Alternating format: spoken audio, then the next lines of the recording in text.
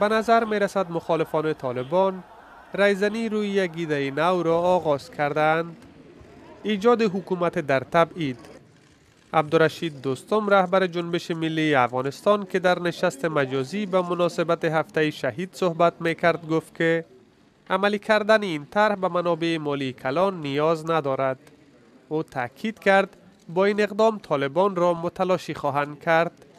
بیاین همتر یک حکومت موازی یا حکومت جلاوطن میگم، همتر سر یک حکومت باید توافق برسید که گپ خورد ریزه را بانیم، اعلام کنیم یک حکومت موازی.